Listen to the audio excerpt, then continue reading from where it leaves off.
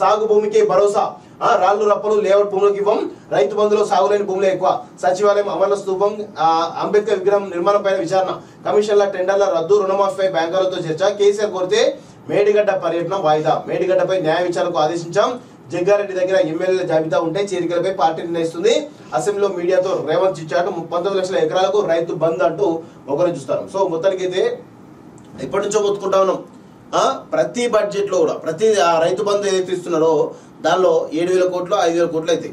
దానిలో సగం 3,000 కోట్లు 2,000 కోట్లు ఈరోజు అనేకాంతం అవుతున్నాయి. అవన్నీ కూడా పెట్రోల్ బంకులకి, పడవ భూములకి, లేఅవుట్లకి, పోడు భూములకి అన్నిటికి పోయినాయి. వాస్తవం చెప్పాలంటే పూర్వంబొక్క భూములు పూర్వం అన్నిటి కూడా పోయినాయి.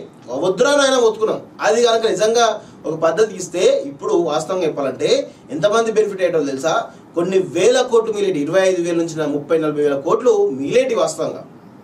అలా చేయకుండా ఇష్టారీతి చేయడం వల్ల ఈరోజు పెద్ద ఎత్తున కేసీఆర్ వ్యతిరేకత మూట కట్టుకున్నదని చెప్పేసి మనం అర్థం చేసుకోవాలి. సో మంచి నిర్ణయం ఇది కనుక చేసి ఉంటే ఏవైతే అసలు ఆ సాగు యోగ్యంగాని భూములు ఏవైతే ఉన్నాయో వాటికి రైతు బంధు ఇవ్వద్దు. వాస్తవంగా కేసీఆర్ చేసిన తన అనుయాయులకు, తన దొరలకు, ఆ విలమలకు, రెడ్లకు అందరికి కూడా భూములు రావాలని, పాత భూములు రావాలనే ఉద్దేశంతో అందరికీ రైతు బంధు చేసి లీగలైజ్ చేసింది ఆ దొంగ.